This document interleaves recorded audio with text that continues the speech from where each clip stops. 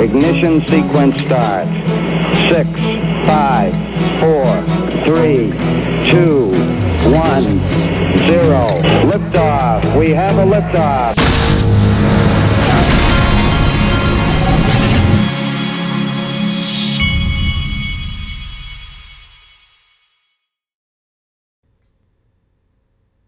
Hey everybody, this is the digital asset investor, and something really bad happened this morning.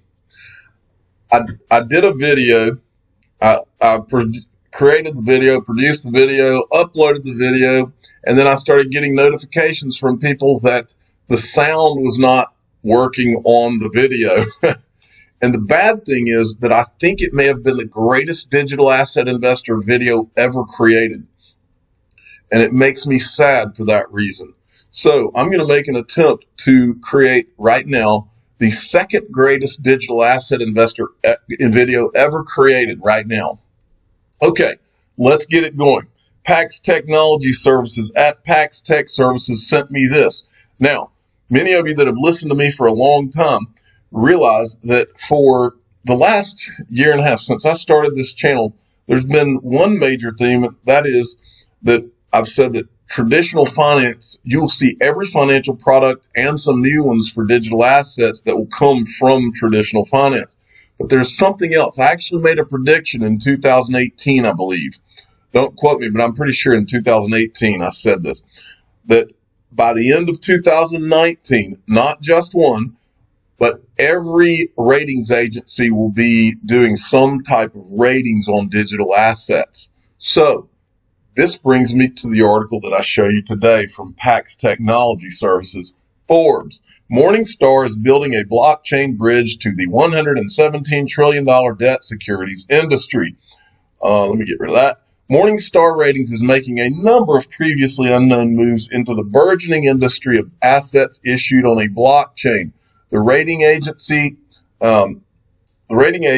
whose parent company Morningstar made its name rating mutual funds from the likes of Prudential, Morgan Stanley, and TD Ameritrade, is on the verge of rating a number of investment opportunities similar to Bitcoin, but backed by real-world assets.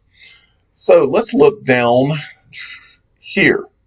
Now the Chicago-based company is challenging Fitch and the other big three ratings agencies, Moody's and Standard & Poor's, for pole position in the race to bring credibility to assets issued on the blockchain, also known as crypto assets. While Morningstar's rating services extend to government and corporate bonds, its blockchain work is so far is limited to structured finance debt instruments. But look at this. Now the Chicago-based company is challenging Fitch and the other big three ratings agencies, Moody's and Standard & Poor's, for pole position in the race to bring credibility to assets issued on the blockchain. I didn't know there was a race. We haven't been told that there was any kind of a challenge or a race to get into digital assets, but now we know. But you already knew because the digital asset investor told you this a year ago, that this would happen. And the way I told it was once everyone figures out how they're going to make money, in other words, Bakkt opens up. Now that you have traditional finance in digital assets, here come the clowns. So all of these guys from these rating agencies, and remember, I told you, and I've showed you a clip several times from the movie The Big Short. This whole industry is a farce, in my opinion, because the ratings agencies are paid by the big financial institutions who are creating the financial product. In other words, if I'm a big financial institution and I say, hey, I'm going to create a mutual fund, I go to Moody's, Fitch, Standard & Poor's and say, I want you to rate my mutual fund.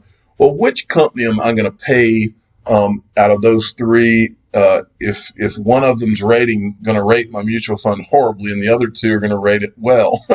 Which one am I going to hire?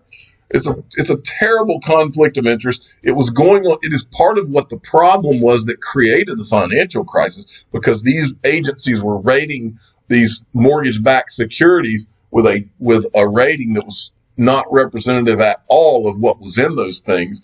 And that's what created the confidence for all the people to invest. Well, guess what was never fixed coming out of the financial crisis? this rating agency issue. Some of them paid fines, I believe, as I recall, but that was about it. And that same system is in place so that you can have another disaster down the road. And it's purely because of the way everybody's making money, and they're not going to try to fix it. Okay. Wonderful blog from Galgatron. Now, this guy, if you don't follow him, this guy's brilliant, very highly intelligent guy. He has a Twitter feed here that you need to follow at Galgatron, and he also has a blog. You can find that at galgatron.net. This is his post today. This and I must warn those of you that have a tough time with bad language, this might not be the blog for you. But in my opinion, the blog is so good that you need to read it too. Just grin and bear some of the language. You'll be okay. Put the big boy pants on and deal with it. But he put this out yesterday. To be a security or not to be. And in this, the whole thing is worth your reading, but I'm not going to read the whole thing to you. But he makes so many valid points. And the bottom line is, I've said it all along too, XRP there's not anything about XRP being declared to be a security at this point that is not going to happen. Just not going to happen. I've said it too. But he lays out all the perfect reasoning for and why it's not going to happen. But I do want to read to you how he ends it. In summary, the regulatory clarity is already sufficient to be certain that XRP isn't a security. Further regulatory clarity in terms of cryptocurrency definitions and categories will only serve to further cement XRP's clear function as a utility token. There is no scenario where XRP itself is declared a security and Ripple is destroyed. I repeat, there is no scenario where XRP itself is declared a security and Ripple is destroyed. Now, I want you to listen closely to this next line, folks. Believing the XRP is a security FUD campaign is a mistake you'll regret for a lifetime. Believing the XRP is a security FUD campaign is a mistake you will regret for a lifetime. Like the time you called your ex-girlfriend's mother a meddling bitch. The intensity of the anti-XRP sentiment is a direct reflection of the threat XRP represents to the incumbents who are eye bags deep in Bitcoin and will do and say anything within their power to keep the Bitcoin dream alive. And remember, I've said this a lot on this channel too. Remember, the thing that keeps Bitcoin maximalists up at night, they know, the backdrop is they know that it's an inferior technology. They know that Bitcoin, the technology, is already a dinosaur. And I fully appreciate the creation of Bitcoin. I hold Bitcoin for the short to midterm and maybe even the long term.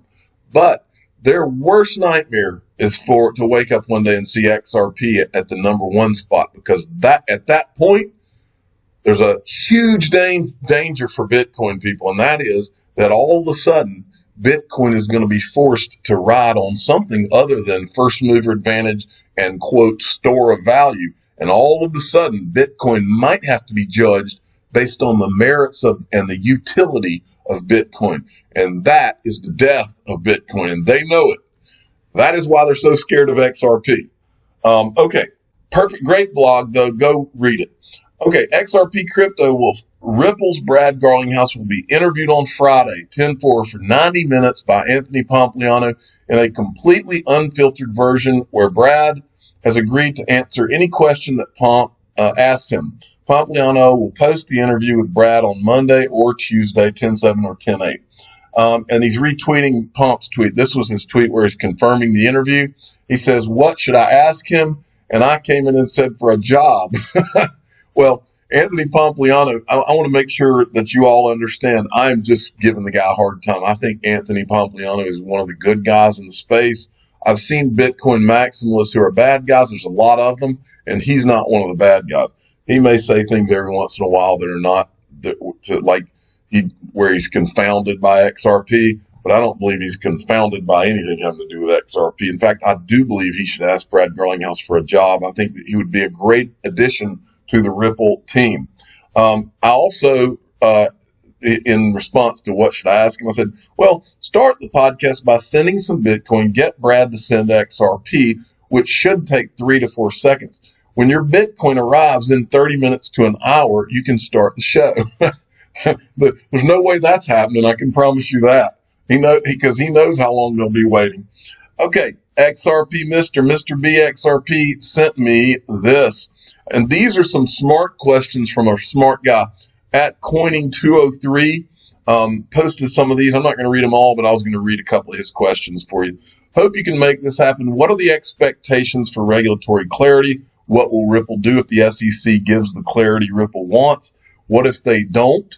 What are his visions for Ripple and XRP for the rest of 2019 and 2020? How much XRP has been pre-allocated to institutions? That's a great question right there. That's a Brad Combs pre-allocation theory question. What are the plans for XRP? Does he see any activity on the XRP community on Twitter? Any plans of Ripple working in Latin America? I think they might already work there. I can't remember. But these are some good questions, and you should all answer Pump's tweet and give him your own questions if you have any. Okay, great. This is great right here from David Schwartz. The spring technical teams at Ripple at their first all hands. I'm sure that there is more brain power in this room than I've been around in a long time. I imagine they have hired some pretty sharp MIT kids and those types that are in that room. I'm sure David Schwartz is involved probably in speaking with some of these kids before they're hired. And to be able to carry a conversation with him, you're going to have to be pretty smart. He says, I left two people out of the photo. He's actually taking photos while it's going on. And again, a good indication of just how genius David Schwartz is. He gets to wear the flannel unbuttoned shirt in Ripple headquarters. I don't think maybe some of the tech people get away with that kind of thing, but only the really smart tech people. And then someone zeroes in on this guy and his shirt, and it says the money. They're trying to read what it says, the money October. And then David Schwartz comes in and says, I noticed that shortly after I tweeted. Nobody's supposed to have those yet. So no telling what conspiracy theories are going to hatch out of this. And what happens in the XRP community is somebody will pick up on that shirt, and then they'll go over here and they'll zoom in on this board here and read some of these words. And all of a sudden, we will all have something to talk about for the next week. But that's what makes this all fun, folks. Okay, I wanted to show you XRP Tony Stark, his command center. I thought this was great. He's got all of his screens here. There's Fiat Leak. There's CKJ up there. He's got Brad Combs, and then there's my channel, and he's got another Fiat Leak. What a cool setup. This is what I envision my mansion's command center looking like when I have that. But that's a pretty cool setup he's got there. Now, this is important stuff right here, folks. I want to zero in, but before I do, I'm going to give you all my disclaimers. The first is, I am not in any way involved in this documentary that we're talking about here, except I have told them that I will probably be in the documentary if they want me to be, as far as doing an interview or something. But that's the extent of my involvement, other than the fact that I know these guys and I think they're good guys. This is from Mr. BXRP. Brad Combs and Dustin Plantholt. Remember, Dustin Plantholt is the guy that with Brad Combs, they've been doing like joint podcast interviews. They did Roger Ver, and I can't remember if Dustin did the Anthony Pompliano interview by himself or if Brad was in the room. But anyway, it says they're doing a crypto documentary. Please visit this link if you would like to help support the effort. Now, what they've got here is they've got the phone's ringing. They've got a crypto documentary that they're doing. And they're trying to raise money for, let me refresh this and see where they're at on their documentary. They're at 6,600. Their goal's 10,000. Here's where you come in if you're interested in helping them out. And again, I'm not involved in any of this other than I told them that I would talk to them about possibly being in the documentary. Okay. If you pledge $25 USD, you will receive a shout out with your Twitter handle and displayed in the end of the credits. If you pledge $50, you will receive your Twitter handle added inside the letters of the documentary logo throughout the film. Plus, you will receive a shout out at the end credits as well as with your Twitter handle. Now, here's why I'm telling you about this. First, I know these guys and they're good guys. But the second and the most important reason that I'm telling you about this is there's been, to my knowledge, there's been maybe one or two, really just one. There's a Bitcoin documentary that really just talked about Bitcoin on Netflix. You can watch it to this day. I can't remember what it was called. But remember, the Bitcoin maximalists and many of those people to this point have kind of controlled the dialogue in the sphere of the documentaries, and they've always left XRP out. They try to leave XRP out and try to act like, oh, that's not real cryptocurrency. Well, guess what? It is. It's been in the top 3 really since it began, and it's stayed there. It is part of this conversation. Unfortunately for the Bitcoin people, it is so much bigger of a part than they will ever know. Well, yeah, they will know at some point. But what's important here is to give all of these, make all of these, present it honestly, and to present a documentary that includes XRP and has it in the discussion with Bitcoin and Litecoin and Bitcoin Cash, to have an honest discussion and have an honest documentary that talks about all of them and how they're all going to change the world in one way or another, and already have. Okay, and so that's what these guys are going to do, because this is hatched out of the XRP community. This will be we'll talk, and they're going to not just interview XRP people, they're going to interview people from the industry in general, which is the way a documentary should be done. And so for that reason, I am supporting them in terms of I wanted to talk about it and let you know that it's going to happen. Okay, so give these guys your support if this is something that you would like to see. Okay, Cryptopolis. The Dow is down over 300 points. This was yesterday. The recession and by the way, today, I'm looking at it right now. Let me see what it's down. Today, if the screen will change real quick, I'll be able to tell you. It's down 281 points. He says the recession started 6 months ago when the Fed surveyed 6 of the largest banks if they had enough liquidity. 3 weeks ago, they started injection of liquidity of $1 trillion up to October 10th. We saw 7,282 stores close in 2019 so far. Now this, Wall Street falls as monthly factory activity contracts to a 10-year low. And then we had this yesterday. Charles Schwab is ending commissions on stock trading and the brokerage shares are tanking. And look at this. TD Ameritrade plummeted 25.8% for its worst day in 20 years. E-Trade cratered 16.4% for its worst day since 2009, the financial crisis. And then we've got this. I mean, I'm showing you all this because it's all coming to a head right before your eyes. We've been talking about it. Manhattan real estate prices take the biggest tumble since the financial crisis. It's getting really scary, folks. Now, Cryptopolis then tweeted this guy out. This guy is talking about how Ripple has changed their website around, and they're advertising this on-demand liquidity, smarter use of capital even in hard-to-reach markets, avoid pre-funding with instant settlements. And he's talking in this video about how they've changed the dialogue to ODL, on-demand liquidity. And then he makes the point that what else is ODL in? Well, it's in the word HODL, HODL. And he's talking in this video about here's Ripple, and I've told you 1,000 times on this channel, words mean things. Ripple has changed their words to on-demand liquidity, okay? And he's making that point, how in this type of a scenario, the world we're living in right now, where there's liquidity issues, in the financial crisis, that was the main problem. You might remember a little tweet from C3 Nick. My tweet a few weeks, he had tweeted it before this, but my tweet a few weeks ago, during the financial crisis, the lack of liquidity and long settlement times were a big issue. Imagine if there was a system which could settle transactions in seconds while providing atomic transactions. And then this was Chris Larson from 10 years out on the financial crisis, and we still don't have the infrastructure perhaps to prevent the next one, says Chris Larson.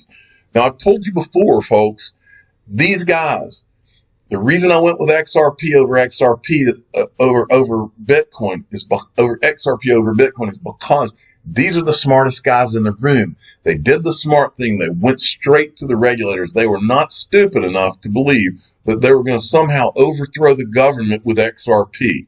They knew how the world works. They know how the world works.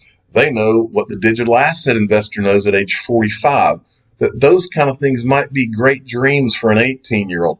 But that's not how the world really works. The way the world really works is you work with the powers that be. That's what they did. And so now they are positioned to do this and provide online, on-demand liquidity and to have these intellectual conversations with the people that matter at banks and central banks. And finally, let's get rid of that. Binance US liquidity surpasses Gemini exchange after just 9 days. I decided that I would make sure that Gemini, who by the way, that's the Winklevoss brothers, who are Harvard graduates and should know better. They will not say the word Ripple and will not say the word XRP to this day. They have an exchange where they do not list XRP. That is the difference between Binance US and Gemini, and just that fast they pass them in liquidity. So I asked them this morning, when XRP, Gemini, and they now any business is supposed to be the customer is always right. You've heard that. Well, they won't even answer their customer when everybody's asking for XRP. I think that they probably teach that at Harvard Business School, that the customer is always right. But in this upside down world, maybe they don't teach that anymore. But I would say to the Winklevoss brothers, you're Harvard graduates, the customer is always right. So you might want to listen up. Win XRP. I'm the digital asset investor. I'm not an investment advisor. This is for entertainment purposes only. Please subscribe and hit the like button and tell your friends and family that although my last video was the greatest digital asset investor video ever created, I think that now, since there was no sound in this one, that this can now be the greatest digital asset investor video ever created. Thank you for listening.